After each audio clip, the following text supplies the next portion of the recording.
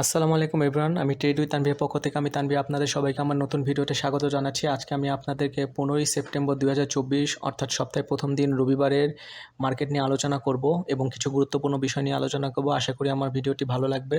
যদি আমার ভিডিওটি একটুও আপনাদের উপকারে এসে লাগে তাহলে অবশ্যই আমার চ্যানেলটি সাবস্ক্রাইব করে দেবেন এবং আমার ভিডিওটি শেয়ার করে দেবেন। তাহলে চলুন কথা না বাড়িয়ে মূল ভিডিওতে যাওয়া যাক।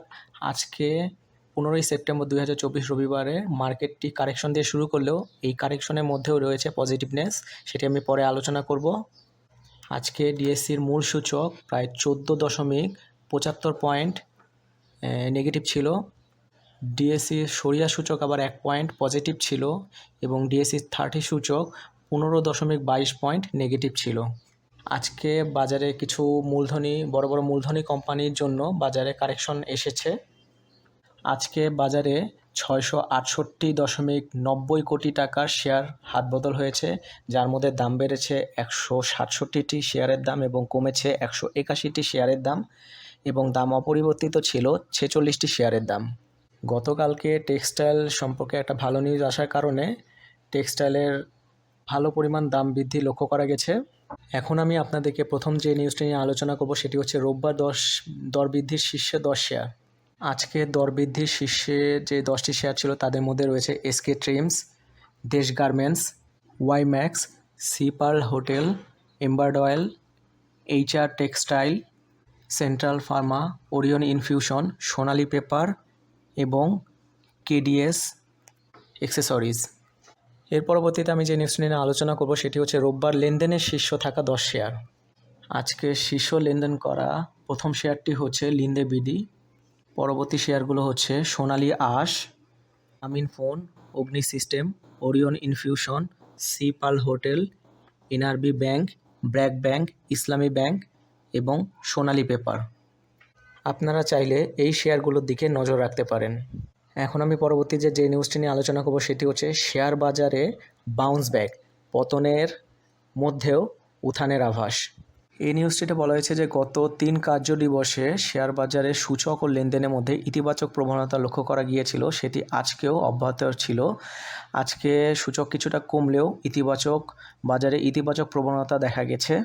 শেয়ার বাজারে লেনদেনের শুরুতে 14 পয়েন্ট বেড়ে গিয়েছিল, পরবর্তীতে বড় কিছু মূলধনী কোম্পানির নেতিবাচক প্রবণতায় এটি কিছুটা স্থিমিত হয়ে পড়ে।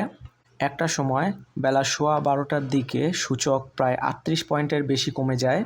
পরবর্তীতে আরও বেশ কিছু বড় মূলধনী কোম্পানি যেমন Islami bank, Grameen phone, Sea Pearl, Unique hotel এসব কোম্পানির শেয়ারের জন্য সূচক কিছুটা ইউটার্ন নেয় এবং বেলা 1টার দিকে প্রায় 11 পয়েন্ট উপরে উঠে যায়।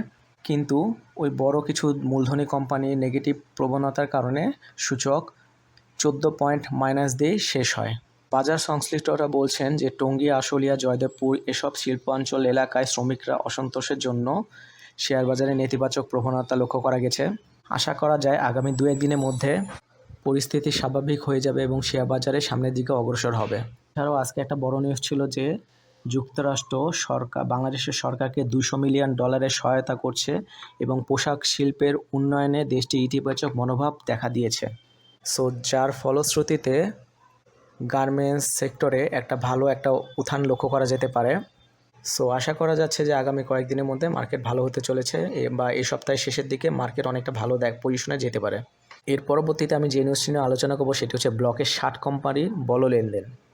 আজকে মার্কেটে ব্লকের 7 যে কোম্পানি বড় লেনদেন হয়েছে সেই কোম্পানিগুলো হলো Ibn Sina, Pragati Life Insurance, Alif Industries, Beach Hatchery, Midland Bank, SBSE Bank এবং ফাইন ফুড লিমিটেডস।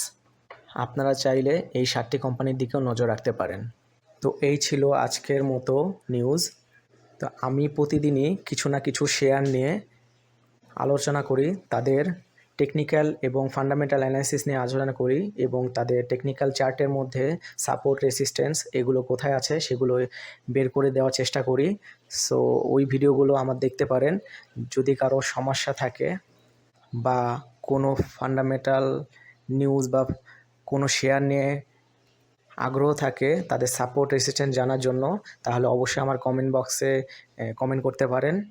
আমি ইতিমধ্যে কয়েকটি কোম্পানির ফান্ডামেন্টাল এবং টেকনিক্যাল চার্ট সহকারে সাপোর্ট অ্যাসিস্ট্যান্স এর ভিডিও দিয়েছি। আপনারা চাইলে সেই ভিডিওগুলো আমার চ্যানেলে যেয়ে দেখতে পারেন এবং আমার চ্যানেলটি অবশ্যই সাবস্ক্রাইব করে দেবেন, যাতে আমি কোনো ভিডিও আপলোড করলে বা আমি কোনো অ্যানালাইসিস আপলোড করলে তা অবশ্যই যেন আপনাদের টাইমলাইনে চলে যায়, সেই জন্য সাবস্ক্রাইব করে দেবেন। তো আজকে এই পর্যন্তই, সবাইকে ধন্যবাদ।